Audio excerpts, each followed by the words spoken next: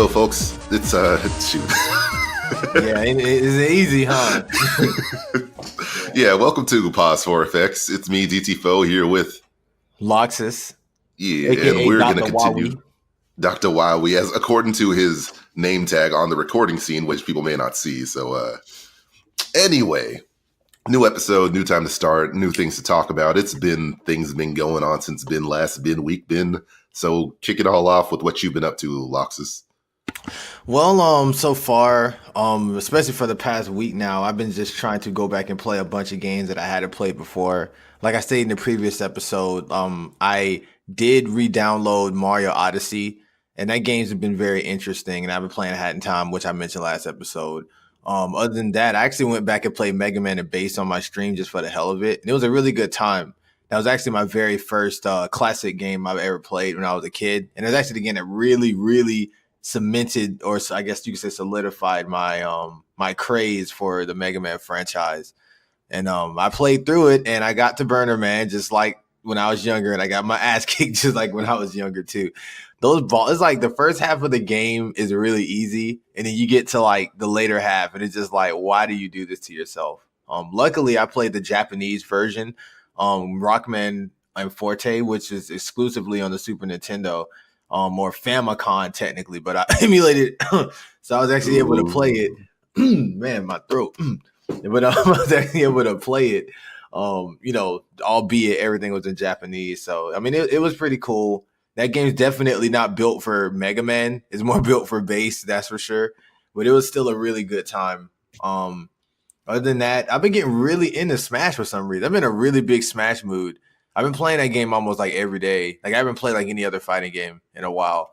Been playing that like for some reason using Mega Man has really piqued my interest. I could get into the Joker thing, but I don't know if that was going to be like a separate topic or something. That we're going to cover that a little bit down the road. Okay, cool. All right, so I'll basically that's pretty much it for me then. Okay. I guess on my end, there's been a little bit of stuff going on. Like, I'm getting back more into drawing. Those who might follow my Twitter might have seen a post that I posted of a bunny and a Toidle, like two characters I've had since 2010. It was cool to like get that feeling of drawing again, which I still kind of do. It's just I've been not doing it as much. So if I'm going to be pursuing this as a career, I need to kind of take it more seriously. And in addition to that, because so many places are looking for people who know how to run like Autodesk Maya and 3D modeling programs and stuff, I'm trying to pick back up 3D modeling again. And I can get to the basic part of navigating the interface of Maya, and I could like build very simple low poly models, but I need to learn how to like, render them out, need to like properly rig them and animate them so that I could, just do good work and get jobs with that front. As far 3D as animation would be a pretty big jump. I mean, interrupt you. Yeah, 3D animation is a pretty big jump. Like, especially like for you, that'd be really, really good. And I can like with your art style, I can see that really working like well. Cause your art style, I can just see your art style in like 3D for some reason. Like, I can see it working. Yeah, and like it's so crazy because like there's so many different ways to approach 3D also that like, do you do the pasted on eyes and animate the eyes like 2D, or do you make 3D eyes so they move around like real eyeballs, or do you do like stylized eyes where like they're kind of floating off the head a little bit? Like there's so many options to go with, and I would really love to figure that out because I would also love to try to get into video game development a little bit, but that feels kind of a further way. A little bit. Like it's always been in the back of my mind. Like, you know what? I'd like to make a video game. I want my own indie game, and I'd love to fail. I don't want to fail, but what genre were you looking at? Platformer, probably. Nice. That's exactly what I had in my head too. Me and you're definitely two peas in a pod on that one. I kind of figured you say that too, because I'm kind of the same way. Because it's the easiest route. I mean, it's because platformers are timeless, and everyone like platforming games are probably the safest bet you could ever get when it comes to making a genre in a game. It's like everybody loves platformers, and they don't like platformers, they'll at least play it. Like you can't really mess up a platformer unless it might never not. Anyways, then you have a lot of stuff in your throat this episode. No, man, it's a lot of pollen out, man. Oh, geez, yeah, it is springtime, isn't it? Yeah, but that platformers would like, it's kind of the easier route in a way, but like when I think about my own interests, Like, I would like to try to make it a character action game where you're fighting a bunch of hordes of stuff, but you have to kind of, unless you have a real team and a lot of people to work with, you kind of have to work within your limitations. And like, I definitely wouldn't really try an RPG or off the bat because I usually don't care to play turn-based RPGs. And like, I don't care about the numbers and the stats that much from my end. Like, I do it because I want to progress the game, but it's the make the thing you want to see made kind of thing. And then there's the plot thing with RPGs and stuff too. Like you gotta have that convoluted storyline with the plot twist at the end, and there's a lot of work to it too. Like we see with a platformer and some other games, you can get away with not really having much of a story unless you're Sonic, because people expect that to have a story for some reason. But you can usually get away with not having like a proper story. But I guess like in this case with with the RPG, you'd have to have like a full plan, like in order, because people play RPGs not only for the, turn-based combat, but also for the story. Yeah. I mean, oddly enough, and I'll get into that in a moment. Well, actually, yeah, that I guess I can move on a little bit because, I'm just kind of waxing poetically about game development until I actually start with it. But speaking of story, though, I've also been playing World of Final Fantasy Maxima, or I've been continuing it. And it does kind of run into that same issue I have with a lot of RPGs, which it is an RPG. And I think I mentioned some of it last episode, but it's kind of mixed in it's like a Final Fantasy version of Pokemon where you are running around, you get random encounters, you find these random Final Fantasy monsters, and you can technically catch them, but you have to fulfill certain tasks in order to catch them. So some monsters, you actually have to heal before you can quote unquote imprison them. Other ones you have to wear down to a certain amount of life. Sometimes you might have to give them an item or use a special magic to make them vulnerable so you can officially catch them. But what's been keeping me going kind of is admittedly the story, which is kind of that traditional JRPG mystery. Like the characters forgot their memories and they have to figure out what happened. It's actually kind of played out. If it wasn't for the dialogue, which is kind of it's that little middle level between English dub cringy and charming at the same time. I'm not sure if I'd actually really continue that much personally. Man, that's freaking JRPG tradition, man. You gotta have that whack English dub translation, man, and the cheesy dialogue. We gotta do this together for my village. Me and Loey-san have gotta finish this one. All right, guys, let's team up. Windblade. All right, so it's kind of like that, but even dumber. You know how people how certain people, myself included, kind of create filler words to replace curse words? Yes. Yeah, sometimes with a male main character goes what the honk? And are you honking kidding me? Wow, what the chuff kind of stuff. I thought freaking Final Fantasy, Fire Emblem Awakening was hilarious with that, with the gods. No, they'll be dang, what do they say? Dastards. Yeah, those dastards. With a D. But it kind of works in that tone. And also because it's a Nintendo game, I don't fully blame them. But yeah, it's because the Final Fantasy, World of Final Fantasy Maxima has two main characters, which are twins, brother and sister. One has to be the idiot and the other one has to be the straight man. So the brother just winds up saying the dumbest things, which goes between haha, that's pretty funny for this character. All right, if you wind up getting lost, I won't really miss you that much kind of thing. While unfortunately the sister has to be my brother's an idiot. You just gotta roll with it sometimes. It's predictable in its own sense, but it's kind of charming. But the thing that kind of catches my bias the most is their quote unquote mascot character, which you could probably look her up real quick, but her name is Tama, Tama, and one, she's a fox. Two, she's chibi. Three, she's really cute. And all that would be perfect if not for the fact that she kind of has an annoying... Oh. Huh? You said all that would be fine with her, and I said, why? She's a furry? No. Yeah, exactly. Because she's a furry, she ruins it now. But it's her dialogue quirk that kind of gets in the way. You remember Starfire from Teen Titans, right? Oh, of course. Imagine how Starfire talks, except knocked up to 11. That sounds really obnoxious. So instead of Starfire would say let us go to the mall, Tama goes, let's go to the mall. The LoXus, we have the some like she just adds the in front of so many things, and it's kind of cute and quirky in its own way. But because she's a necessary character, it winds up becoming distracting, especially considering that she gives a lot of tutorials and dialogues to teach you a lot of stuff. So like 1+1=2, 1+1=2. It's like, what are you doing? Like, it's like I get it, but I kind of hate it. And if not for her design, I probably would be so frustrated having to adventure along with this character for the entire game. But yeah, that's World of Final Fantasy Maxima. I had two other things I wanted to talk about, but I'll boil it down to just the other most recent game I played, which is Cuphead. And we talked about this last week. Have you gotten to download Cuphead yet? Yeah, it came out last Thursday. Oh, shit. It's on the Switch, right? Yeah, it came out on the Switch. It's been out for 2 years, but it recently came out on the Switch. So I played it, and I beat it within the same day. Within a day's worth. Oh, so it's not that hard then.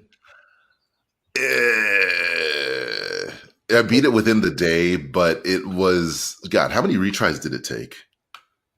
Like, it took a lot of, like, I just kept dying. I was persistent to beat it. I just kept dying. Like, that happened. I did.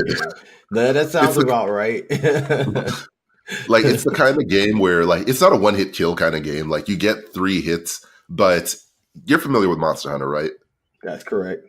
You know how there's no life gauges when you're fighting bosses? Yes. That's how Cuphead is. Ooh. It's like, I just like Contra. I mean, I've watched the game before already. Like, I watched the playthrough. See, but it's like you get the idea, but it's a whole other thing going through it yourself, because it's like, how many more hits? Oh God, I got hit. I got 2 more hits. Oh God, I'm down to 1 more hit. If I lose, and then you lose, and it shows you your progress. And when your progress is right by the goal, that's a whole lot more frustrating than seeing it at the beginning of like that full line that they show when you lose with that whatever kind of clever rhyme they have. You went to the cup, but you got uppercut.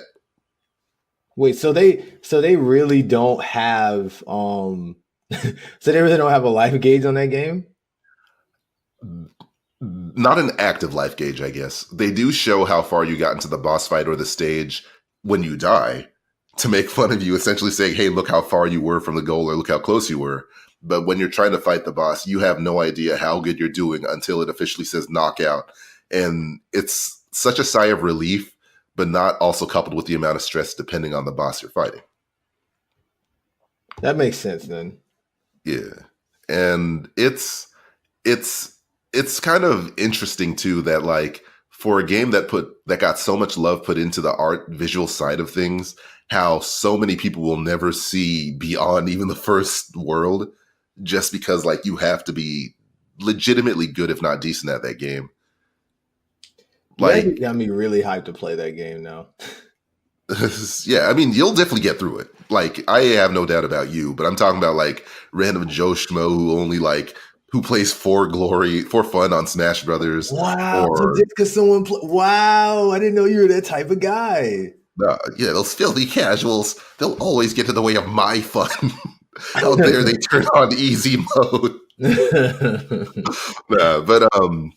It's just funny to think about that. Video games are the only medium where it's like, oh, you're not that good? Well, you won't be able to see the rest of this entire thing you paid for. Like movies, you cannot get the plot and make it to the credits. Books, you can skip to the end if you wanted to and miss out on story, but a lot of video games. Harry Potter's book's on hard mode. That book is like 1 billion times. I mean, that book is like a freaking dictionary, dude. Yeah, I mean to consume it, of course, but I mean, like, you could skip to the last page, read it, and so Harry and his friends once again went into Hogwarts to start their next year, even though they both know that magic plays no real role in the real world. In fact, they will have to live with their parents for the rest of their life. Hermione, we must stop the nefarious Voldemort with nefarious plans.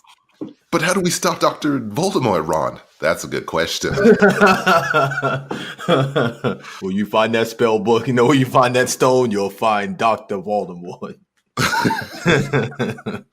Man, I don't know how many Harry Potter fans are, one, listening, and two, livid that we're just like, we have no idea what we're talking about. Oh, by the way, I am streaming at the same time we're doing this podcast. So. Ooh, I could sue you for not telling me up front. Wait, what? Yeah. This is entrapment, CJ.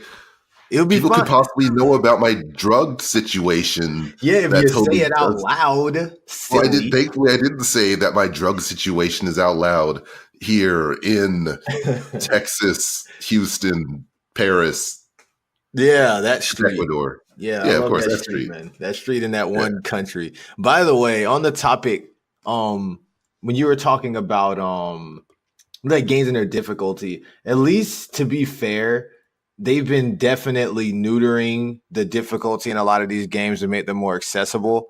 Kind of like even with Mega Man, the new Mega Man 11 that came out, for instance. Like I've only seen Mega Man games that has had like maybe two, maybe three forms of difficulty, such as normal, hard, and easy, maybe. But freaking 11 has like five different difficulties almost, and it's pretty insane. And like all these other games that's coming out are really accessible for people. And a lot of people think that's good and bad. We'll get on a topic about a certain game like Kingdom Hearts 3 that kind of has implemented something like that as well, and that's been a mixed bag. But that's going to be a whole topic in its own too. We get into Smash Bros. And we get into Joker, but yeah, just to add on to that. Yeah. And like honestly, when it comes to difficulty, I really don't care. Like, what is it? One of my most favorite games that implemented different levels of difficulty was Celeste, which you played there, right, LoXus? Oh no. I need to get. I was gonna like, yeah, man, yeah, no, I didn't. I do want to play that game. That game looks really amazing. I want to beat Hat in Time first because Oh, okay. because I've actually been taking a liking to a lot of these indie games, like a lot. Like they're really starting to like I'm really starting to what's the word for it? Like at first, when I first heard of indie games, I was like, okay, these are some off-brand games. I don't really care about these. They're not made by a AAA developer. And then like once I actually I played games like A Hat in Time. Like I don't know if Mighty Switch Force is Wait For It really like an indie company. They're kind of essentially they are because they're for hire, but like they make and publish their own games. So yeah, they're more or less indie. Yeah, so I played that. And then what was that one block game on the Wii U? I think it was 3DS. It was a block game on a 3DS where you were like this kid and you were like rolling the block. I forgot what what it was called. And you like Box Boy? I think it may have been Box Boy. I think. Wait, is it like a white box? You look at the face on it? Let me look that up. Hold on real quick. It was on the 3DS, I remember. And I remember playing that. No, it was a Box Boy. I'll look for it. But anyways, yeah, I do need to try Celeste though. I heard that game's really freaking hard too. I watched a playthrough of it. The story's very convoluted too, but it seems pretty interesting.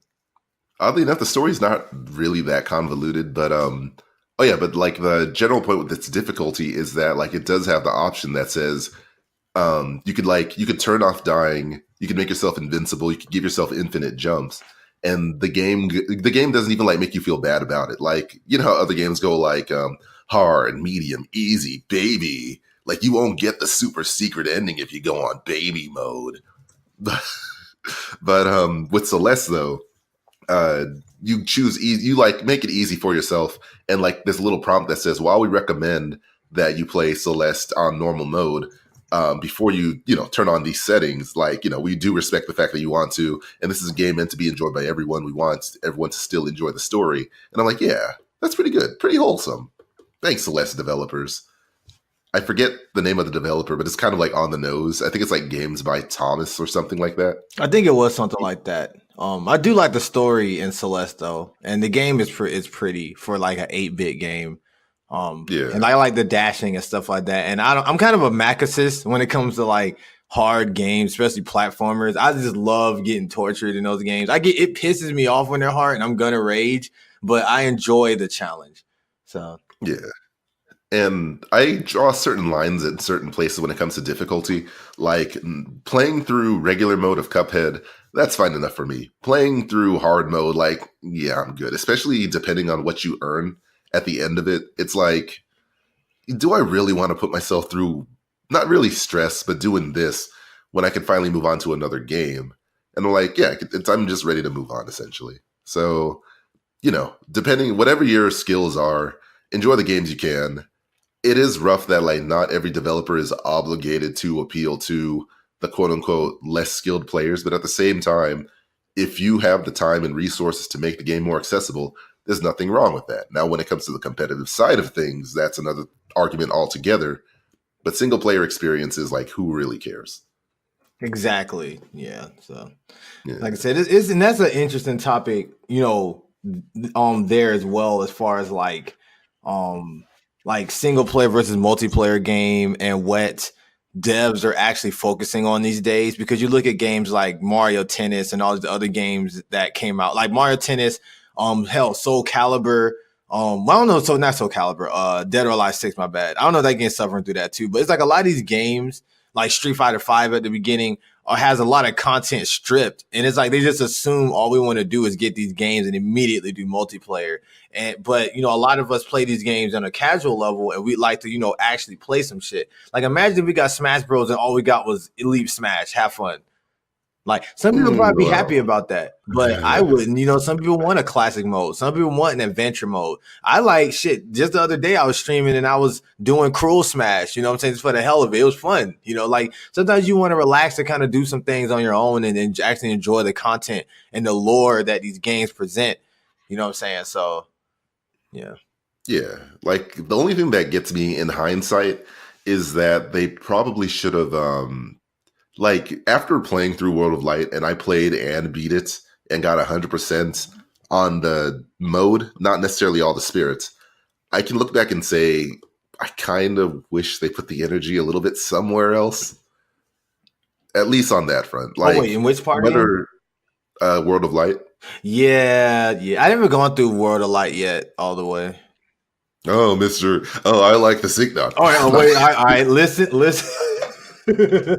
Listen though, okay, all right, because I did classic mode, okay, I did Cruel Smash and all those other modes. I did my dudes. I bet you didn't even play all those multi-man shits yet, have you? I did. I beat all of the classics save for the DLC characters, which is only the plants, which only because I've kind of moved on from there since. Oh, really? Yeah, what now? Yeah, all yeah. Right, okay, okay. You thought you had me in a corner, and I was like, nah, bro. Nah. All right, but okay. You got it. He's gonna get me later. No, man. He's gonna have some boomerang later on. Like, oh, but DT-Faux, I thought you're like, yeah, you got me, man. No. I had it coming. That's how it goes down. No, but all right. Well, I guess since we're in Smash, we might as well segue over. Yeah. So the news, real quick, news section. We're on to the news now. Smash Bros. 3.0 update came out, I think, a day after we finished the last episode of the recording of last week. So in this update, we got Joker, we got custom stages or stage builder, and we got the ability to compile your replays. We'll start off with whatever LoXus wants to start off with the 3.0 update. First of all, nothing. It's almost like Nintendo just sent a big middle finger over to me, especially because I wanted Wolf to be nerfed. Don't get me wrong. Like, I know I just talked in the other podcast about how, I don't want a bunch of characters to get nerfed and how that's kind of toxic. The way people just don't want to learn how to fight shit. They just want shit to be handed to them, which goes back into my point about people want games to be easier. I really don't like the fact that they didn't touch Wolf at all. It's kind of a problem. They didn't touch Pichu. They didn't touch Pichu, has like a 90% fucking combo string. I don't like that they didn't touch none of that shit, but they had to nerf Mega Man's Leaf Shield again. They had to nerf that shit. They did a blanket nerf on all projectiles as far as their damage and properties on shield goes, which is technically another nerf on Mega Man. Not specifically, but that's another nerf on Mega Man, by the way. So yeah, my character just got shafted where everybody else just frolics and have fun. But like Mega Man's getting a Greninja treatment. He gets nerfed like every patch. Like they changed something. And like I was saying, if they nerf his fair, I promise you, if they nerf his fair, I'm gonna be pissed, bro. I'm walking up to their fucking doorstep. Buster arm in hand, mother. All right, no, but there's that. They quote unquote nerfed the dodge rolling and air dodging even more. So I haven't been able to tell the difference yet. But apparently they nerfed that. They did buff parrying projectiles, so now you can actually parry and react a lot faster. I did notice that because somebody shot me with like a charge blast with Samus when I was playing earlier, and I like up tilted with Mega Man like right out of it, and that wouldn't have happened as easily before, because before when you try to parry a projectile, you'll be in more stun than the person is shooting the projectile from doing the parry, so they can actually react faster than you can, which is really stupid because that doesn't happen in like Street Fighter and other games. Yep. But yeah, I don't know. I thought that was foolish. What is your thoughts on as far as like the balance changes go? I'm not really. I personally didn't really notice a lot of differences, but I'm not. Yeah, that's what I'm not sure about. Whether it's a placebo effect that like maybe I've adapted better, or that they actually did patch a lot of stuff that would have like messed with me. Because as I don't know how many people actually know, but I'm an Incineroar main on top of Wii Fit Trainer Mario. And I have been consistently winning more of my matches with Incineroar, but I just can't tell whether, and that meant because I just don't pay attention. I can't tell whether it's because I know how to navigate around items, or projectiles, or projectiles really did get nerfed that badly that like I can just finally like react to it in a proper way. No, they didn't nerf projectiles like that. Like a lot of people have actually been saying that in this patch. Like a lot of the stuff they've done is very minuscule to where it's like to the naked eye. Like if nobody didn't tell you, you wouldn't notice. Pretty much, it's like it's that kind of thing. But it's like if you know, then you're looking for it and you'll see it. So it's like they're not trying to do anything drastic. I noticed with these patches, just like little bitty tweaks and whatnot. All right. Oh, and just to shrill you real quick.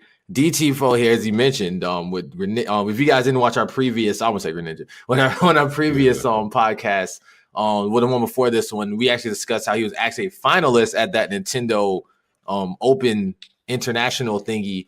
That was pretty cool. He made it. He was up there with a lot of pro players, and he did his thing, man. He represented with his Incineroar and his.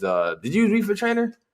Yeah, I use Wii Fit Trainer. Yeah. I bodied someone with Wii Fit Trainer. Yeah, he was up there with people at the likes of John Numbers, who was considered arguably the best Wii Fit Trainer back in Smash 4. He was also up there with what the freak was his name? The Sonic guy, Wrath. He was up there with Wrath. He was up there with a bunch of people, and it was really cool. But yeah, that was a quick little shrill. You know what I'm saying? So. And this is the last time we'll ever mention it, because I think we mentioned it like 3-4 times in a row now. Yes, we did.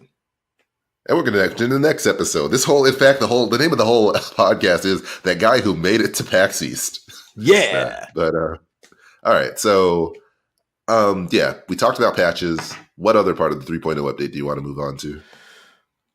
I think that's pretty much it, aside from the fact that we got Batman's arch nemesis in Smash.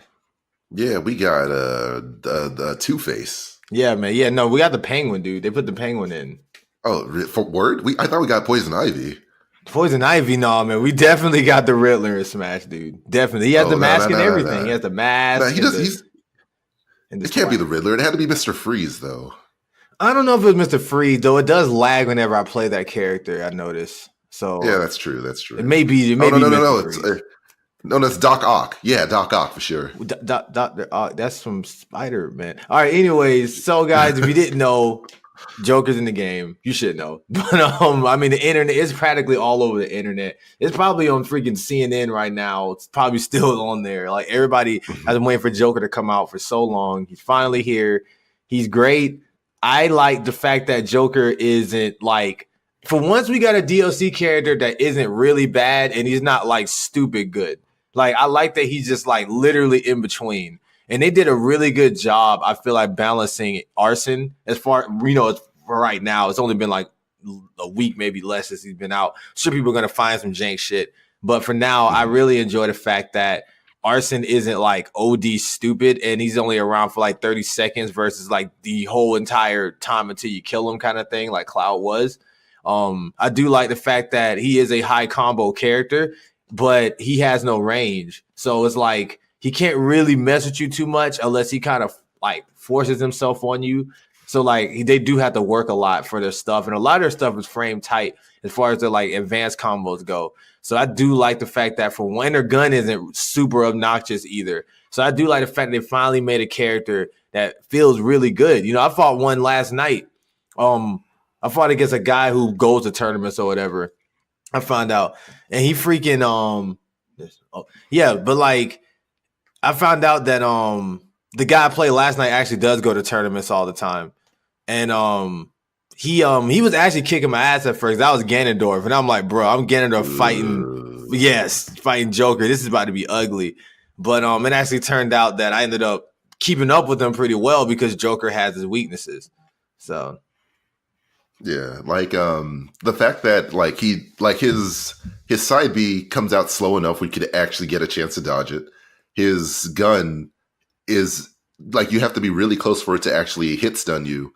Although his air, and like the weird thing is that to activate his like air twirly pirouette shooty gun move too, it feels like you kind of have to like jump over a hurdle a little bit because you have to get the gunshot started before you can do the jump. So like it's hard to say. Like he's no Bayonetta, and that's kind of a good thing because like if you know what you're doing, he has the speed. You can dash dance. His back air is stupid. All his smash attacks are dumb. But you have to do the work. You can't just learn the simple YouTube combo and think that that's going to get you through, like get you out of pools and stuff. And I appreciate that, especially for a character that you have to pay for.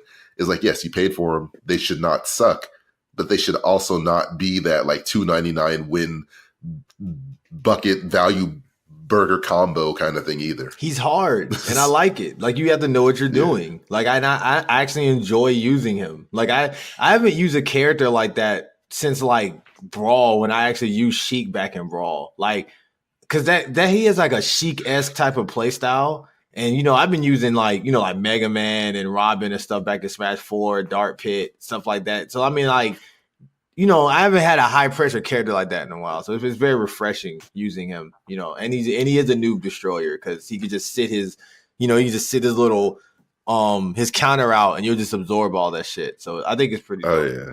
I like Joker. Yeah, that's like I was kind of concerned about the counter, like especially his regular counter before Arson comes out, is that when you land hits, you don't immediately realize that like, oh, he's got his counter out. He's just kind of sitting there and like, what the flip is going on? Like, if you know the habit of certain Joker plays, you can just grab them like whatever, grab, throw.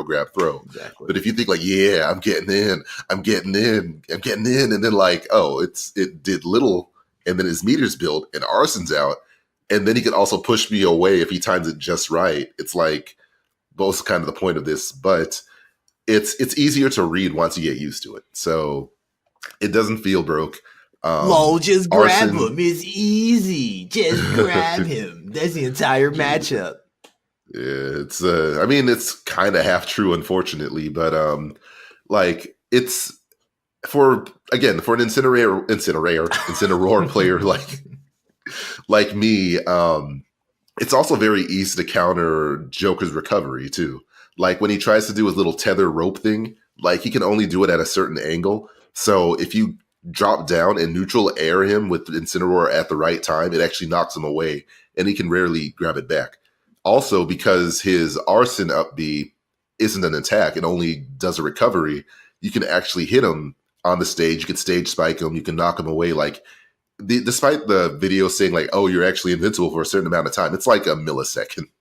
So if you time it just right, you can still take him out. And again, once again, that makes it kind of mixed in a way, not too good, not too bad, unlike Bayonetta, where you try to attack her when she's trying to do an up B, and good luck with that. Yeah, I love the Bayonetta extinct. All right, but like I said, I am definitely glad that Joker's in the game. He's really cool. There's a flood of them, but a lot of the scrub ones just get bodied unless they're lagging. So I like that. I just like that he's hard. It really makes me excited to see what they're going to do with the rest of the characters. This is only the first one. You know what I'm saying? It's the first one out of the paid DLC package. And I can't wait to see what others will come. We get Banjo. Like, how would Banjo be broken? Bro, what if Banjo gets in the game and he's just like stupid broken, dude? Like, what if he's just like even more OD than any character has ever been in any Smash game? He's just like he has like a 0 to death combo with Kazooie or something crazy, dude. I would freaking lose my shit, dude. See, but to be fair, it is Banjo. So, like, I don't know. Well, no, it would still be dumb. I was going to joke saying he'd still get an excuse, but it really does raise a question, like, who the next rep would be, or if Microsoft character would even make it in. Like, I would think it's all but guaranteed. But the funny thing about Banjo is that he was a Rare character who was also a Nintendo character. He only became a Microsoft character because Microsoft owns Rare now. But would Microsoft really, if Microsoft got a choice, would they really use that pull on Banjo as opposed to someone like Master Chief, who more represents Microsoft? But away from those two, who else possibly represents Microsoft? I don't want Master Chief. I don't really either. It makes logical sense, and it seems Nintendo gave up on guns. So, like you do remember, I think they were. Let him give him Master Chief's helmet and give him a gun. It'll be the cameo. Talk dumb stuff, get shot, guh. Ain't that right? Ain't that right, Kazooie? You're damn right.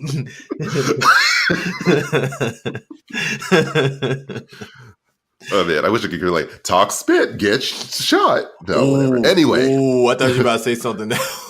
Yeah, see, that's why it's hard to like really. I can curse whatever I want to. I just choose not to. Oh my goodness, this is getting out of hand. D-way. So custom stages, stage builder is back. I forgot about that. Whoops. Yeah, anyway, stage builder is back. It's more robust than ever compared to both Brawl and Smash 4. And people are getting really creative and really predictable sometimes. But Nintendo's been cracking down on the more inappropriate stages. But the first thing that came to mind, and a lot of other people's, is that like, oh, Little Big Planet is back. Oh, talking about the fact that you can just make stages and send them out and stuff like that? Oh, not even that, but like when you look at the texture of the stages and you can actually layer things, so you have like foreground, actual stage, and background kind of stuff. Like it just feels like Little Big Planet in its own way. Is that good or bad? It's a joke in a good way. But I've seen some very creative stuff. Like of course the memes are going to get in there. So one person had like the Squidward future joke, like future. Looking at and because you could actually move the stage around, like they actually had like Squidward's legs from SpongeBob. In case anyone doesn't know SpongeBob, they had Squidward's legs like stationary while they had like his upper body and head just like tilting back and forth with the stage builder. So that's pretty clever. Those of you who know Konosuba and know about Aqua, the blue-haired useless goddess from that series, they had like some dumb stage where like her upper body is in the background and like the actual stage itself is her thighs and her butt, and it's like shaking. Wow. Like yeah, it's dumb, but it's really clever, and the stuff people can actually pull off if they know how to draw is actually very impressive. Dude, imagine if you could make like an actual stage. Like what they should have done, okay? Because I don't like being that guy that's like, oh man, I'm such a cool person with ideas. Developers should hire me. I'm not that guy. But I do want to say what would have been dope is if we don't have a true race to the finish. They tried to do some jank BS version of it in classic mode. But if we had like a legit, they should let us create our own race to the finish. Like imagine we create our own obstacle course for people to run through on Smash. That shit would have been dope, dude. Like you can just design your own stage and put platforms like board the platforms on there and stuff. Huh? I don't want to get my hopes up, but that would be really cool if it actually happened. But because it's not Nintendo, no. Thanks a lot, LoXus. It's not gonna happen. That's why I say they should have done it. Is what I think. I know they're not gonna do it, but they should have done it. Boy, the platforms was dope. Of course it was, and break the targets. Like, think of remember Break the Targets was actually Break the Targets and not I'm playing fucking Angry Birds on Smash. Remember that? Yeah. I don't know what they were thinking with that. Yeah. The game developers, what were they thinking? They were thinking that Angry Birds is hot and Mimi and kids are playing the game, so let's just do something relative. But I liked Break the Targets and Board the Platforms from the other games because it actually taught you how to play the game. Like a lot of people said they wouldn't have known how to wall jump as well as they do if it wasn't for Younglings Break the Target and Melee. Like that taught a lot of people about wall jumping because you were not getting out of that fucking pit unless you wall jumped. And like there's a lot of other like things I learned about Pikachu. You learn so much about the character and the mechanics and the time they put into it when you do that. You know what I'm saying? So it's like I really wish they would have brought back break the targets, and even border platforms. Border platforms was freaking dope too. You know what I'm saying? So it's a platforming game. That's some platforming shit too. And like it would really go a long ways to turn it into like an evergreen title, but because they showed that they can add modes well after the game's release with Stage Builder, and there was a rumor that Home Run Contest was also going to come in the update. Turns out it didn't, but it seems like they really are trying to make this the ultimate Smash Brothers. And if that's the case, who knows what other stuff they'll add in the future. Personally, I prefer the air, but also I want Smash Run to come back, because that's out of all the Smash Brothers modes, say for Subspace Emissary, which again, it's more the cutscenes than anything else for that. But for Smash Run, like it's City Trials from Kirby's Air Ride in Smash Brothers form. You could play it constantly. It was cool for multiplayer on 3DS, but because people moved on to the Wii U version, not many people actually got to enjoy it. So it would be cool to enjoy it in like a real regular capacity with like the latest graphics, being able to customize the time amount you played, the final whatever mission thing. Like, bring Smash Bros. Back. If you do that, I'm good to go. Smash Run was so good. Dude, Smash Run was so good, man. The people are still playing that now. They're still playing Smash Run to this day. Like, it's crazy. Smash Run was OD. Like, if people are willing to put up with the 3DS controls to play a mode like that, it's a no-brainer to bring it over to Smash Ultimate. That's crazy to think about, too, dude. We played Smash on the 3DS for, like, at least 2 or 3 months. Like, how do we do that? And people are actually going to tournaments with those things. I mean, anything's possible, like, when you're determined enough. Like, there's some people out there that, like, I forget which player it was, but at that Super Smash Brothers North American Open 2019... you brought it up again. There was one, but I have a reason to do so this time. There was one kid who actually used Joy-Cons to play competitively. And he admitted that because he couldn't use it, that kind of threw him off a little bit. But it also reminded me back in Brawl, where there were people that use the Wii U control, the Wii, whatever you'd call it, I forget already. The nunchuck. The other part, the main part. Oh, the Wiimote. Oh yeah, Wiimote or Wii Remote, according to official Nintendo. But there's all kinds of people out there. Like I remember seeing some random video on Twitter. I think they were playing Guilty Gear, and someone was beasting on someone using a Guitar Hero guitar. Yo, I'd be tight, dude. Like, yo, catch me outside, bro. Like, you're not going to beat my ass. That's like me beating somebody on Smash with a DDR pad. Like, come on, dude. I could never know. Too, dude. Sometimes possible. If I could do heavy mode, I can do Smash. I'm joking, but and like just to go off on a slight tangent, I've actually been waiting on GameStop to let me know whether or not my Hori Mini fight stick is available, and I've yet to hear anything about that. Oh man, DT-Faux, that man's getting try hard on fighting games. That man's getting a fight stick, boy. No, I'm joking. I know you're getting it for like arcade stuff too. So. I'm going to spend 5 minutes on it, realize I hate it, and go back to a regular controller. Dude, take it from me, it is a learning curve. I got my fight stick when Dragon Ball FighterZ came out. What has it been, like a year now? Or 2? Probably. Yeah. Well, no, FighterZ came out like late summer, I think. No, you've been playing it summer. FighterZ came out like early. FighterZ came out like February, I think. Sorry, I was thinking Switch time. But yeah, like it's a learning. Using a fight stick is a humongous learning curve, dude. Like it's I went into it with FighterZ, luckily, so it was a brand new game, so it wasn't like I had to change my muscle memory or nothing. It was just like a new game using this thing, and it's weird. But once you kind of get a hang of where all the buttons are, I actually prefer it now, even over the controller. A certain degree, it's really comfortable, and with you getting probably a smaller one, it's going to be it could be either more comfortable or less comfortable for you, I guess. So, but you see, it's not going to have a Sanwa stick, and it's not going to have Sanwa buttons, so I won't get that real feel about how real sticks are supposed to feel. Oh, real quick, Panther, one of the viewers in here, actually stated that a guy won a Tekken tourney in Canada using a Guitar Hero guitar last year. Oh, jeez. Just to add on, but I forgot you said you were streaming this. Let me jump into your Twitch so I could see how people are talking smack about us real quick. It's not that many people. It's just like 2 people in here, but still. Holy crap, 2 people! Jeez, that's get on my nerves. Thank you for that tidbit, though, Panther. This would be something a little new. I should have actually have just to go off topic real quick. I should have always been streaming this anyway, but I don't know. But anyways, and I was gonna say if you could figure it out, then like go for it. That means I don't have to compile the audio anymore. Technically, you wouldn't because I can just record this and upload it, but then it'd just be the audio thing we'd have to do. But I mean, like I said, it's cool just having on different avenues because like I said, I have people that watch me on Twitch that may not want to go to my YouTube, so it's just easier to do it this way with that. So.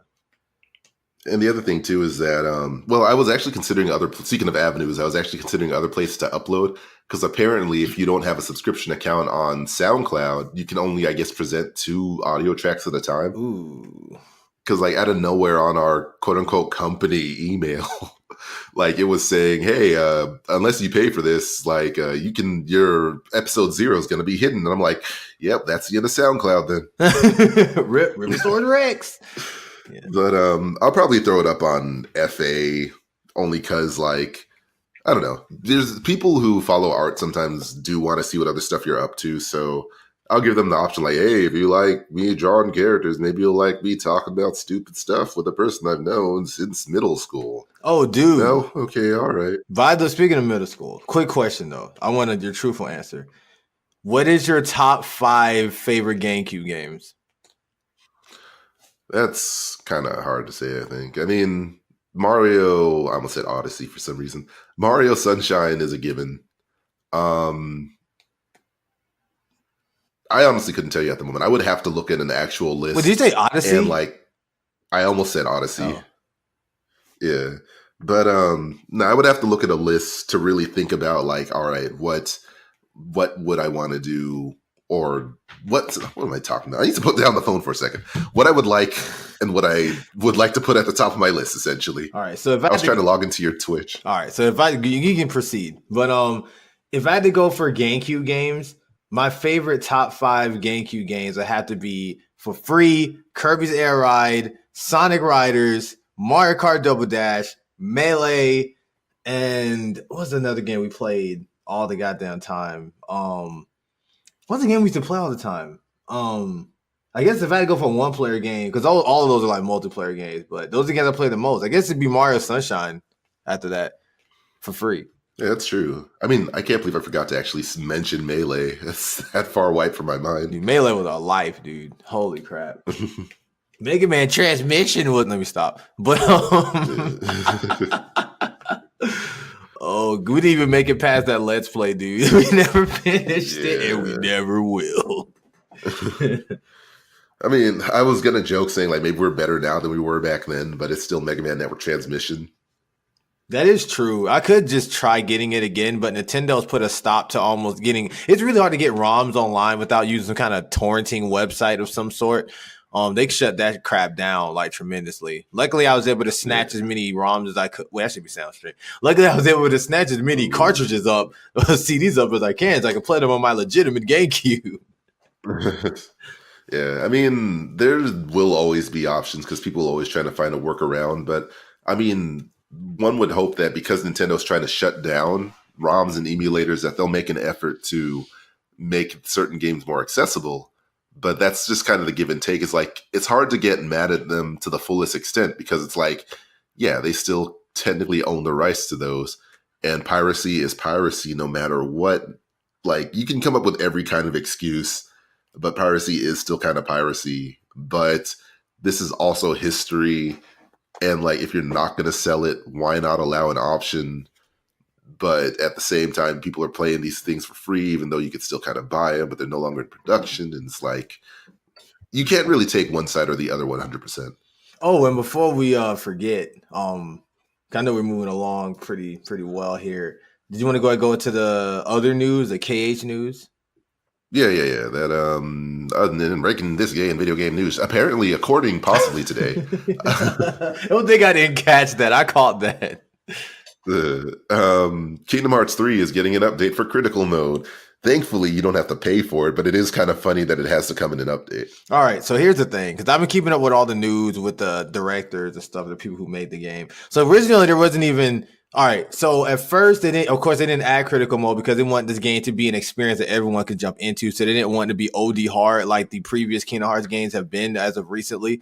So that's why Proud mode was neutered. Well, it all started basically with standard and normal mode and easy mode has been heavily nerfed. They're like stupid easy. So in turn, Proud mode is going to be easier too because it's just like a slightly harder version of that. They didn't put critical mode in for that. Now, I found out that the reason why they didn't add critical mode in originally is because they had other plans for critical mode.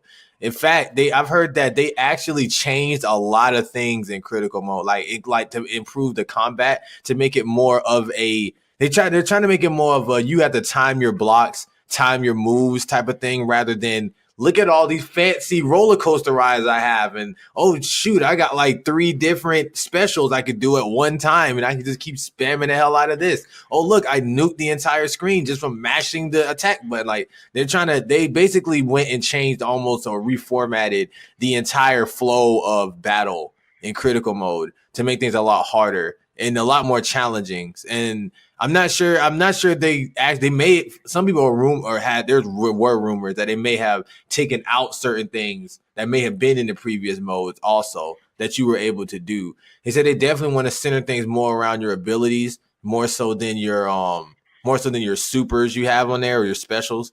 So it's going to be really interesting to see what comes out of that. Actually, I may get the DLC. I might put it on stream. It's been long enough now. But you guys have beat Kingdom Hearts 3 by now, you're just going to get spoiled. Oh, no. I haven't beaten it yet. LoXus, no. You don't watch the stream anyway. Good point. Exactly. I just throw my phone at you. Good luck throwing it 300-something miles. Actually, how many miles is it between Georgia and Virginia? I don't know. You still sounded like Gary, so that was good enough. Smell you later, Ash. Yeah, smell you later, anyway. Ash. But Gary. But yeah, I still need to beat Kingdom Hearts 3 myself. It's that weird kind of thing where like you should and you find every other excuse why you don't. And I'm running out of excuses because I'm starting new games like every other moment.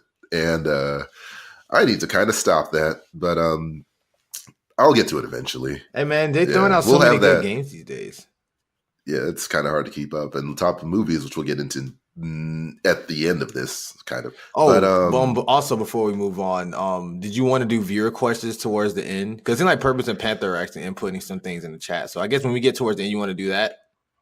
Yeah. Okay. We might finally have some questions. Oh my God. Yeah, he's been definitely trying to get that started. We actually have a Gmail account for our or email account for our podcast for P4FX. And that was a touch. So if you ever want to send an email when we're not doing an actual show, you can send it to pause4fx@gmail.com. That's PAUSE, the number 4, the letter FX @gmail.com. That sounds so scripted, but that was awesome though. I must say that sounded really cool. That was your radio voice. I like that. If only. But yeah, if you guys have any questions that you guys want us to answer towards the end of the stream, I saw your questions you posted already, Panther, and the stuff you were saying Purpose. And once we get to like the viewer question part, and feel free to ask us some things. We've been definitely waiting to do that for quite a while. There's a podcast tradition, so. Yeah, this tradition starts now. But we can flip things around rather than do the what's coming up, what's coming out, what we're looking forward to thing. We could flip it so we could answer emails first, and then we could wrap up with what we're looking forward to and what we're doing, and then where people can find us. So you want to go straight into the questions? Yeah, let's go straight into the questions. All right. So first we got Panther here who asks, who do you guys think are the other 5? Well, Purpose corrected was there 4 DLC characters in Ultimate. I mentioned Banjo, and we were talking about Master Chief potentially, but I guess we can count that as 1 because it will probably be one or the other. So I guess that leaves us with 3. I'll let DT, go first, and then I'll go.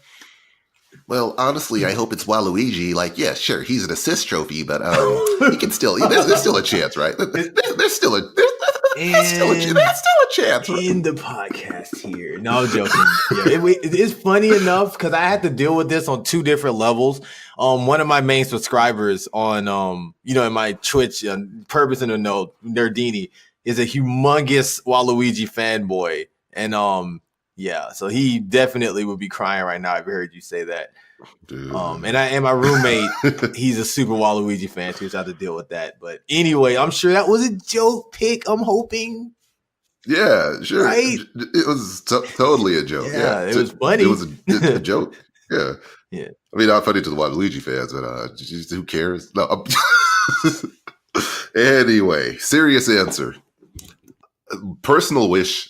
I hope that Sora makes it. Like Square Enix, like there's no rule saying that like a company can't have more than one rep.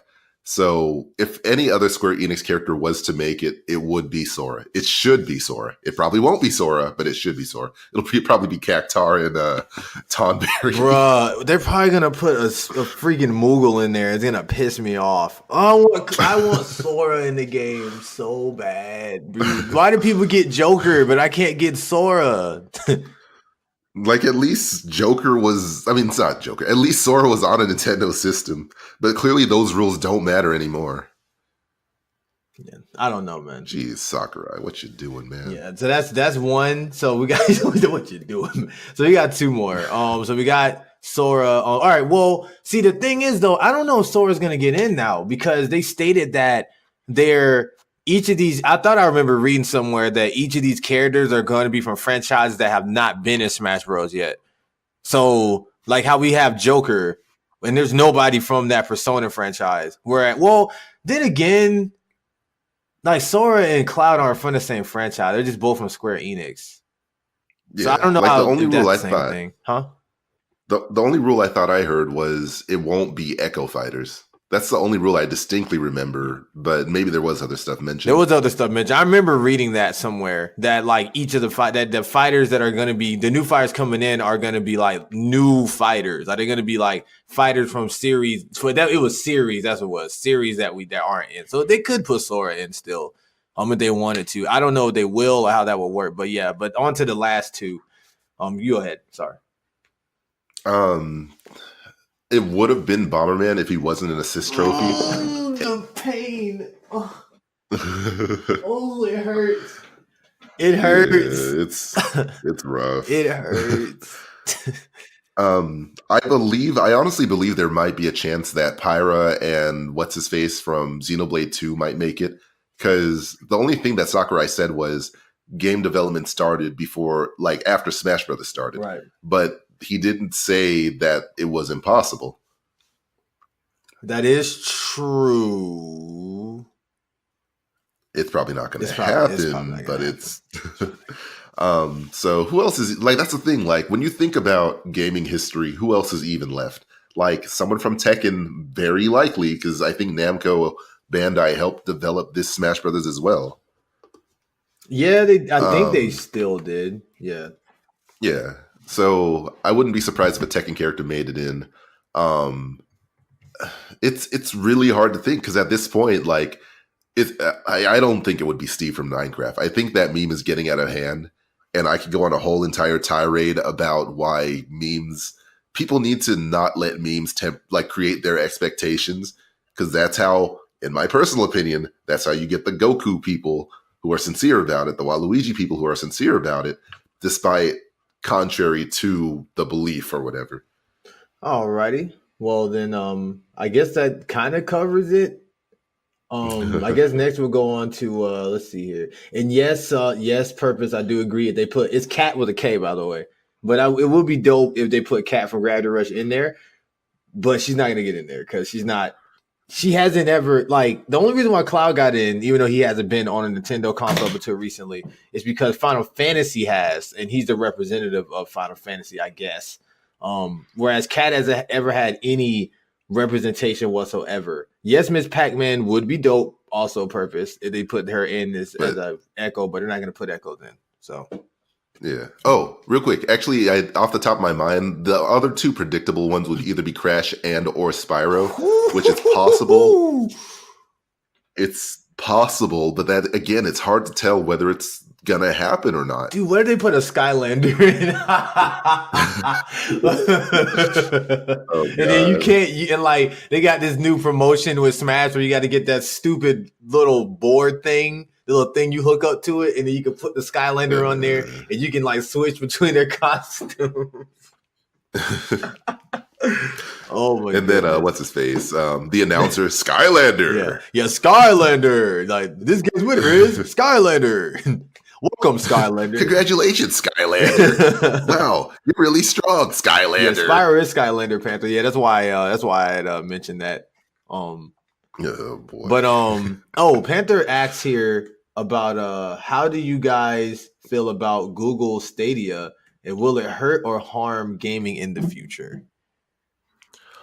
What is that exactly? Well, first off, all right, I was just about to ask if you know what it is. So, Google Stadia is essentially like, you remember OnLive or PlayStation Now? Yes. That's kind of Google's take on it. They want to do game streaming, and this one's kind of different. Where what is it? That rather than the controller hooking up to your device, whether it's a phone or PC or laptop, it actually connects to the internet to connect to their servers. So like that's supposed to cut down on a little bit of latency for whatever games they have on there. Mm-hmm. But the concern is still latency. Like, how many people do you personally know streams video games to play themselves? I'm trying to think. Steam doesn't really do that. I don't know. The only first time I've heard of that is that PlayStation Now thing or whatever.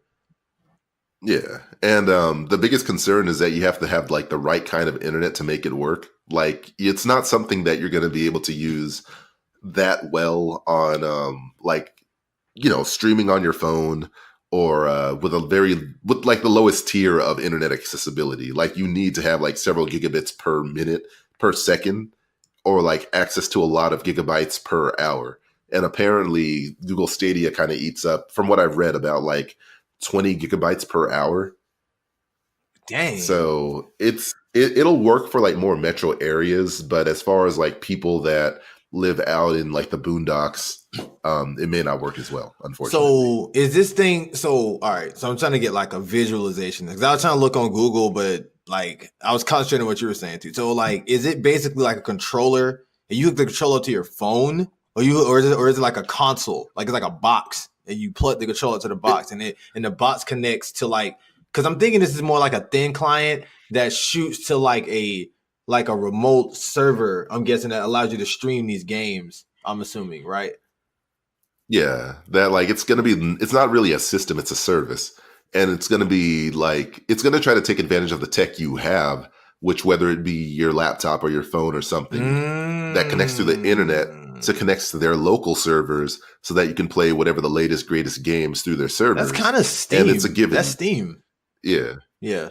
But the thing is that with Steam, you download your games fully. With Stadia, you oh geez, I threw myself off of that. With Stadia, I don't know, you stream directly. So like, rather than download the games, you're playing it off Google servers. Gotcha. I guess that makes sense. I mean, but Steam is kind of the same in the sense that like, because I download my Steam games and I can't play mine unless I log into Steam. See, that's more the DRM that's stopping you. That's not necessarily streaming on Steam. I mean, like I get what you're saying, but I guess like the concept is more or less what I was talking about. Like the concept that you're logging into like a server to play these games. But yeah, I know what you mean. Yeah. Yeah, that like with Steam, the games are local. With Stadia, whatever the flip, you're playing the game from like out of Google server. So the device that would run it is actually in their box housing, storage, whatever you would call it. Okay, yeah, that's pretty dope, dude. So he was basically asking, do we feel like it's going to harm what did he put there? Yeah, do you feel like it's going to harm the gaming future? I don't think so. Well, what kind of games are going to be on this thing though? Like anything? Like what's going to be on this? Well, the plan is indie games, not indie games. Sorry, the big focus. My bad. I messed that up. Would be AAA games and of course indie games. It's essentially like whatever platforms we currently have. They might try to get exclusive, just like the Epic Game Store did, but there's not really any full confirmation on like what will and won't be on there. So it's safe to assume it's just going to be another system, quote unquote system, but just another way to play. I feel like it's gonna And be I feel like I mean control. I feel like it may compete with Steam, even though Steam isn't a streaming service. I know, but like I feel like that could be something that could compete with Steam because Steam is basically there to pretty much do the same thing. You know, you have your laptop or your computer, and you can play your games pretty much on whatever type of platform you have, as far as that goes, at least. Whereas this thing is a streaming service, so you can do it on even more avenues to play your games. So. yeah, like there's pros and cons to it. Like if they do a Netflix approach where you're paying a subscription and you can play whatever game, as many games as you want, this will be good for certain groups of people that just can't afford to drop $30 to $60 on every new game that comes out. But you still have to pay for the internet to access that site. Then you also have to make sure that internet's good enough. So who knows what tier you're paying for as well. So it could be a question of like how much more affordable it is for people. Oh, also because you won't have to buy the system itself. Like that could also save $100 to $400 too. So there's pros and cons to it.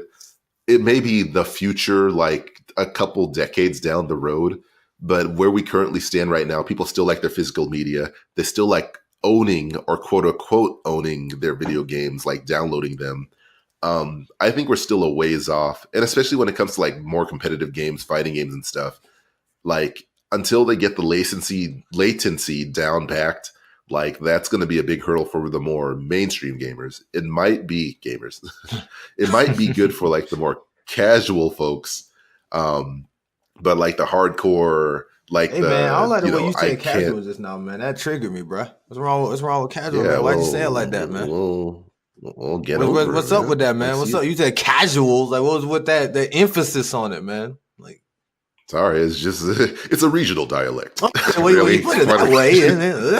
No, I'm joking. I'm sorry. Really? What region? Upstate New York. Well, I'm from Utica. I'm from STFU region. I'm from that region. Oh no! Steamed hams.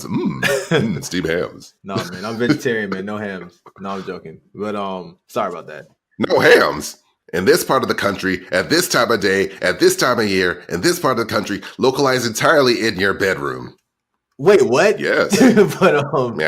But to go back into I do think okay. So basically, my touch on before we move on to the next question. We don't want to stay on the same question too long. I do think that this is a good opportunity. I don't think it's going to kill the market. I think this is actually good that, like you stated, there's another avenue for players to play games. Like you said, some people don't want to pay $300 for a console, $60 per game. You can just pay $20 a month to get access to a pool of games. You know what I'm saying? Like, yeah, technically you may be spending more money in the long run. Who knows? But some people just like different ways. People just have different ways of doing things. Some people like buying the official DVD box set for anime and shows and movies. People like me like to just pay $6 a month and watch it on Crunchyroll. Like it's just different. You know what I'm saying? Everybody has different ways of doing things. So yeah, for sure. So like it's not gonna mess up the industry, I can expect. If it's anything like some of other Google's approaches, it probably won't even get off the ground that far. Because remember Google Plus? Exactly. But who knows? Streaming is gonna be the future. But video games are a different beast than like even movies and TV shows. Like when it comes to those two things, it's like kind of one and done in a way. When it comes to video games, yes, you can one and done it. But because it's an active like media instead of like a passive media, there's more value to it, in my opinion. Like, I won't say which one's better or worse, but I feel like there's more value in a video game that you can play versus a movie you can watch. Oh yeah, for sure. Because it's yeah. Oh, also real quick, Purpose said Fo's voice is made for commercials. I swear on my soul, he can entice anyone with his voice on an ad. Funny enough, DT-Faux was actually trying out to. Weren't you trying to do some kind of voice acting thing? Yeah, I really do want to pursue voice work, and I actually went to like an evaluation class where they find out like they decide whether or not like your voice is cut out for what kind of work. Of course, it's to sell you on more classes, but it's an interesting introduction into the industry. Yeah, your voice is. I'm hoping to do more about it. Thank you. Who said this? I said that. Your voice is amazing. Well, I mean, who's the first person who said Purpose. That? Thank you, Purpose. I appreciate it. Panther also had a question here. How do you guys feel about the new Switch models, and what are your expectations for them? You want to go first? Or you want me to go first? Yeah, you can take this one, Okay. voice. Because I feel like mine isn't going to be quite as detailed as yours because I know how much you're fanboy you are. No, I'm joking. But I'm gonna I see how it chill. is. All right. Anyways, just so I get myself out the fire. I don't really know. First of all, is there any official news as far as like exactly what we're gonna get, or it's all just kind of like us guessing first before I go into this? It's currently rumored, but there's some credibility to the fact that like Nintendo wasn't just going to stick with the current Switch. There's always going to be revisions. It's just a matter of when and what. Okay, so there hasn't been an official like this is what it's going to look like type of thing yet. Basically, what I'm asking. Yeah, nothing yet. So basically, my expectations is that I feel like, I think we talked about this in the last podcast a little bit. I feel like they're gonna make something like a Switch Pro, kind of like what they did with like, like how they did with PlayStation Pro and the Xbox One X, I guess is what that is. I think we're gonna probably have something like that where maybe you won't need the dock. Maybe the Switch will be its own dock or something. I don't know. I feel like the screen may be a little bigger. I'm thinking like it'll enhance the graphics and performance on handheld mode as well as when you dock it as well. Because I feel like handheld mode is good, but if you're playing like a game that has high resolution, a lot of times you're more tempted to dock it than play it off in portable mode, and I feel like that ruins the kind of the gimmick of the console. Slash handheld. So I feel like if they do that, that'll be really good. I definitely think they should do something about the battery life. The battery life is fine, but it's like a lot of times I'm tempted not to bring my Switch with me on long trips or like in trips anywhere for that matter that's longer than 3 hours because I feel like it's just going to die. And I know in this day and age, a lot more people are bringing portable chargers with them. So I feel like that'll be alleviated if you just have one on you. But I do feel like something is definitely on the way. How soon we get it, I don't know. Will I be pissed if they come out with it? I won't be pissed off, but I just hate the only thing I hate about this kind of thing. I'll pass it off to DT. The only thing I hate about this type of thing is like you spend so much. I spent so much time. Well, I didn't spend a lot of time looking for this. I kind of got lucky, but I would have had to spend so much time looking for this thing. You know, the Switch was hard to get it's hard to get your hands on the Switch at first. It was difficult. And I heard rumors this was because of cell phone corporation stuff, whatever. But anyways, I really don't like the fact that these people, we're spending like hundreds and hundreds of dollars on these consoles. And within like a year or 2 years, a pro version of this thing comes out that's even more expensive than what you paid for. Granted, you can sell your console and get the price down, but it's like, I don't like that. Granted, I know it's my choice. I can just keep my system, but it's like, why the hell wouldn't I want to play a better version of the thing I have? It's going to mean my player experience is going to be better. I don't like that. I've never have, but that's just my opinion on that. But I do think that's definitely on the way. Nintendo's definitely been consistent, especially with their handheld console or handheld systems as far as like upgrading goes. And I'll pass it off to DT-Faux now.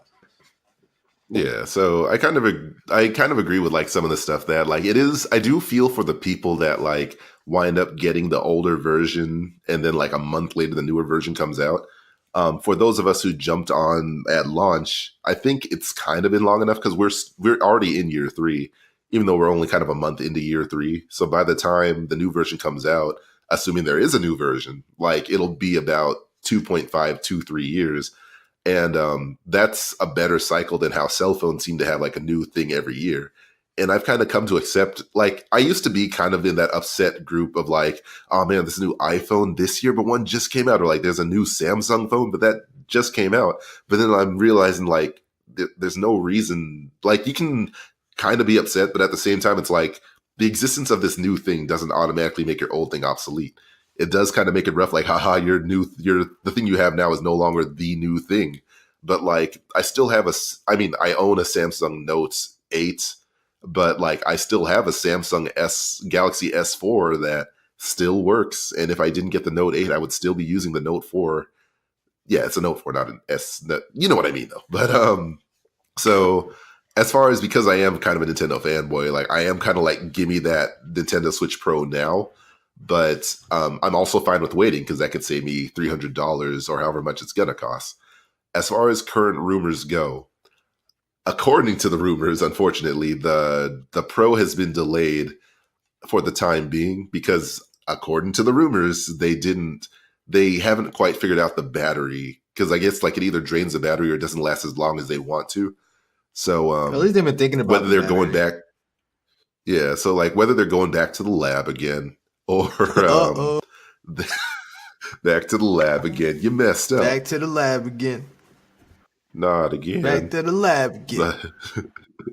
But whether it's because they didn't design it properly, or they don't have the tech to make it last longer, or the tech just isn't there, so they're waiting until it gets affordable, who knows? Because it's all been rumors. So currently, the current rumor that's currently rumored to be a rumor is gonna be the Switch Mini or the Switch 2DS equivalent, where like the Joy-Cons will be attached to the system.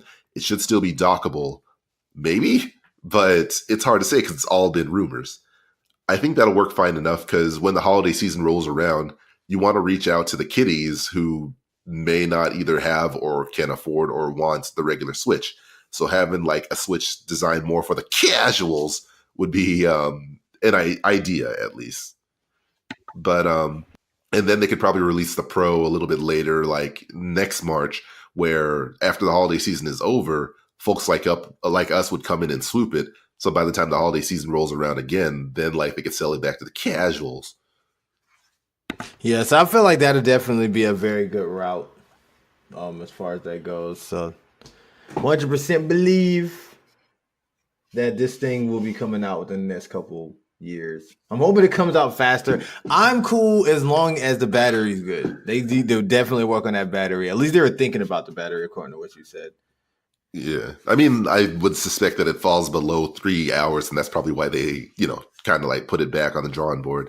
But as far as external batteries go, like, I would highly recommend like the official Switch one, but I have like the traditional Anker big battery. I think it's like power delivery to 28,000 or something like that. And it's been a lifesaver on all fronts, that like it can recharge my phone like 2.5 times, and it's been able to charge my Switch up properly. And it's not any worse than carrying the Switch on its own. So like if you're carrying your Switch in your bag, you might as well get one of these batteries, which can run around $50 to $80.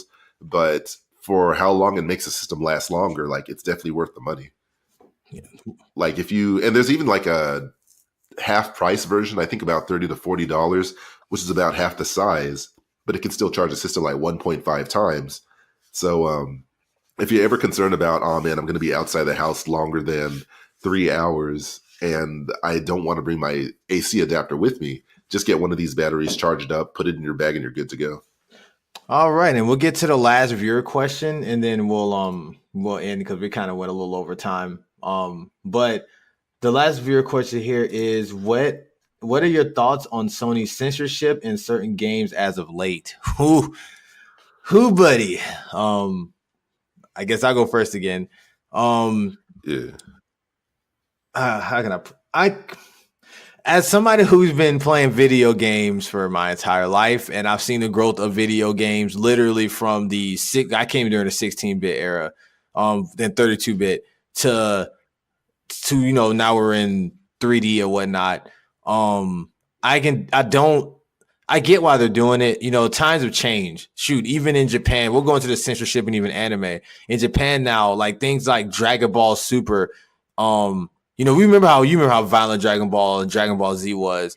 Now they show Dragon Ball Super on Sunday mornings when all the kiddies are getting up, and they nerfed, quote unquote, a lot of the violence in that. Like a lot of things have changed even in Japanese culture in general as far as censorship and violence goes. And of course, you know how it is here in America. We're real strict when it comes to that kind of thing. So, quote unquote. But I'm not a big fan of it. It's kind of a weird topic because it's like, it makes you sound a certain type of way when you're trying to defend things like nudity and violence, I guess, and within video games, so to speak. But like, that censorship thing has kind of made me turn more towards PC gaming because I can actually play the games I want to play at its fullest, quote unquote, quality. Wait a second. Huh? PC gaming? Do you mean that politically correct gaming? How dare, all right, Eddie. No, I meant PCP gaming. No, I'm joking.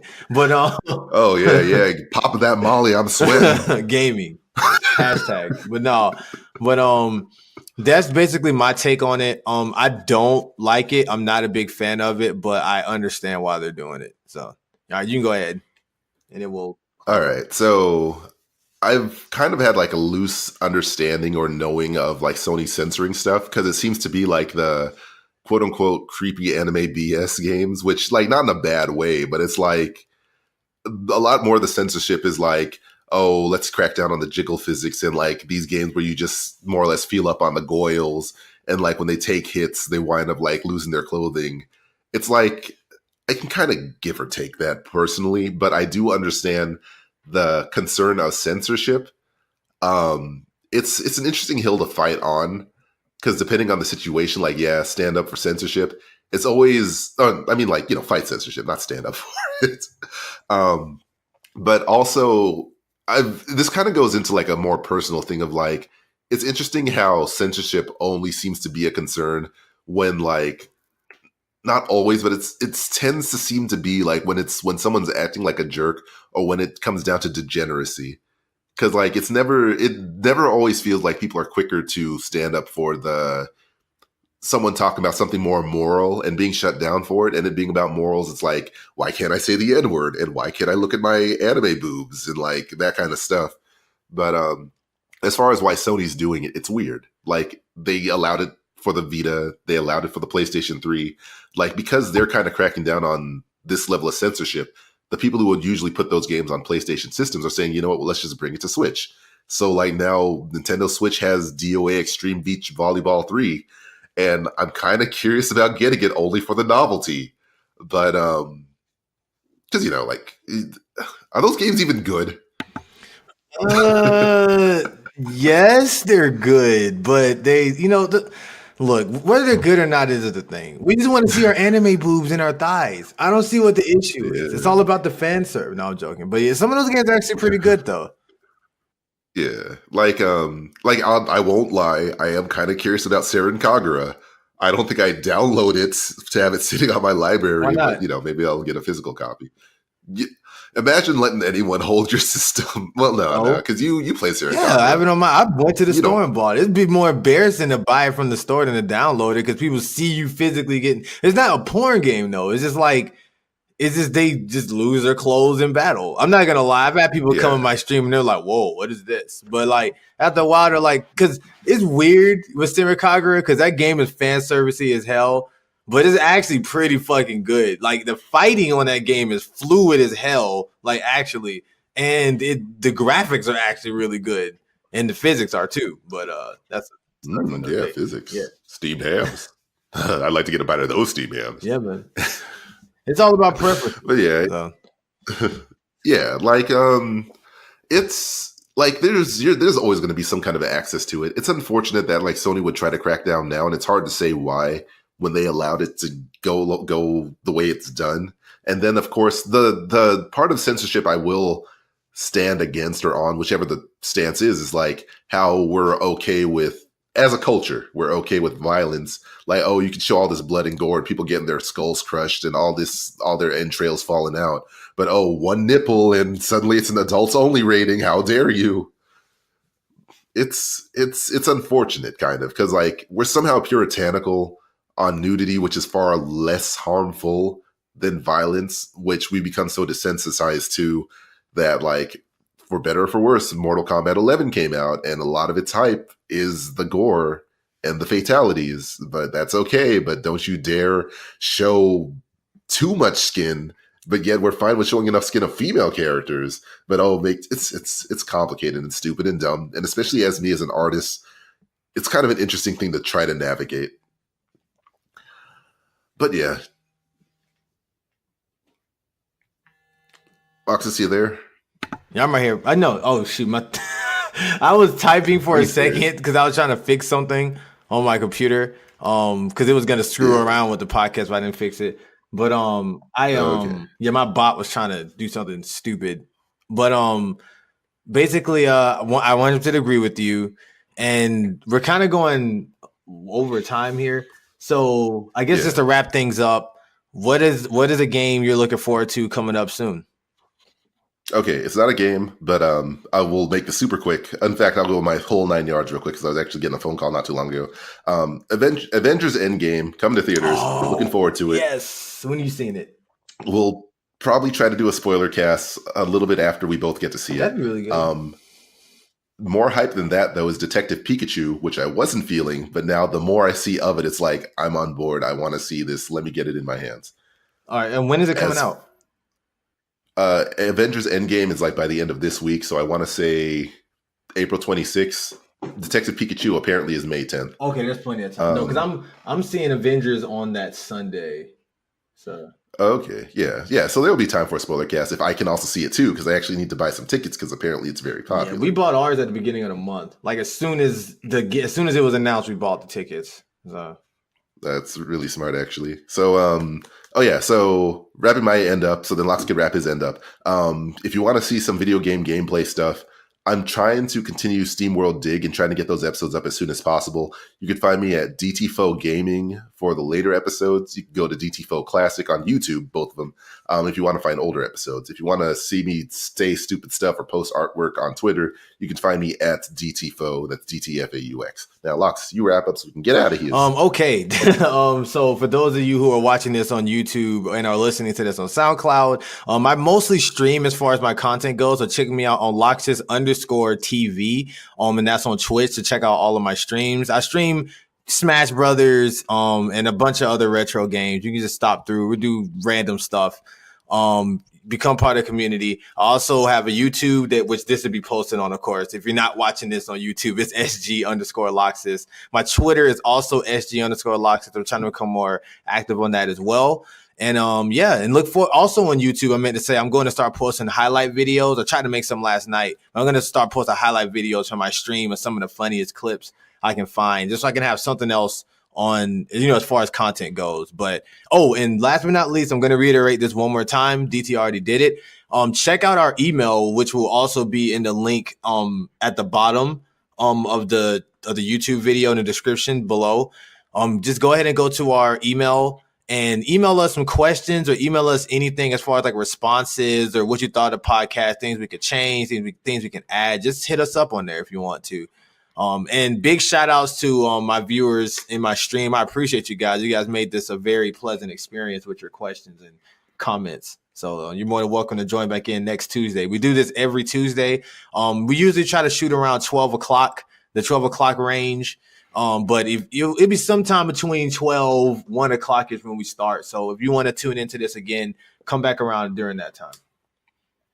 And just for the sake of clarity too, in case something does wind up coming up, we'll try to give as much of a heads up as possible, whether it is admittedly that we just kind of don't feel like it, or that something does get in the way. My viewers are used to that, at least. Mine are. Yeah. So we'll most likely let you know on our Twitter. That's like probably the easiest place to find out, unless like LoXus happens to drop it on his stream. But because I don't stream, the best place you'll find me for updates currently would be the Twitter. Please go check out DT-Faux's YouTube, man. He has some awesome stuff on there, and especially if you enjoy his voice and his content. If you guys think I'm funny, DT-Faux is as funny or even funnier than I am. So check out his YouTube channel and check out some of his old videos. We definitely did a lot of Let's Plays before I streamed. Now I'm used to streaming, so it sounds like I'm used to this, but I used to be really crappy when it came to this kind of stuff.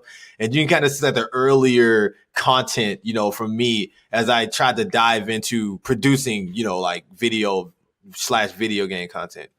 So.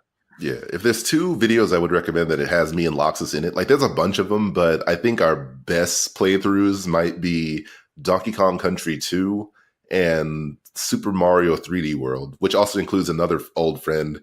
I forget what she goes by now, but well, yeah, of course that name, but I wasn't sure she had like a online fancy name or something. Okay, but yeah, so check those two. Those would be the two I would highly recommend, but there's a bunch to check out. So I think that just about wraps it up. For my people, who's watching in the stream, if you guys want me to, I can actually post the link to his YouTube channel in my Discord, so you guys can check it out. So you guys can check out his channel and also those old videos. So yeah, that's about does it. Yeah. All right. So thanks for watching. See you guys next time. And deuces. Deuces. All right.